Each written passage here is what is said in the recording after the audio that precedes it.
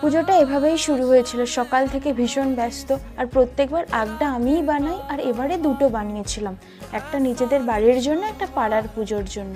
ঠাকুর মশাইও তাড়াতাড়ি এসে গিয়েছিল, মা বড় মা মিলে লক্ষ্মীটা পেতে নিয়েছিল, তারপর আমাদের পুজো শুরু হয়ে গিয়েছিল। চারিদিকটা কি সুন্দর ঝলমল করে কালী পুজোর সময়। আর একটু নিজের মতো করে সাজিয়ে নিয়েছিলাম বাড়ি। পুজোটা শেষ হতেই সবাই মিলে ছাদে গিয়ে একটু বাজি ফাটিয়ে নিয়েছিলাম। আর পরের দিন ভোগ দিয়েছিল, দুদিন পর পর ভোগ খেয়েছিলাম। আর তারপরের দিন সবার প্রিয় ভাইফোঁটা ছিল, যেটার জন্য আমরা সবসময় অপেক্ষা করে থাকি সারা বছর।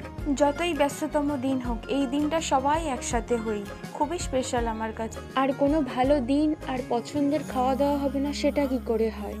খাওয়া দাওয়ার তো মাস্ট। অনেক কিছু সেদিন খাবারে অপশানও ছিল, যে যার পছন্দ মতো খাবার খেয়েছিল। পুজোর কটা দিন ভীষণ ভালো কেটেছে, আর বাকিটা পরের ভিডিওতে তোমাদের সাথে শেয়ার করব।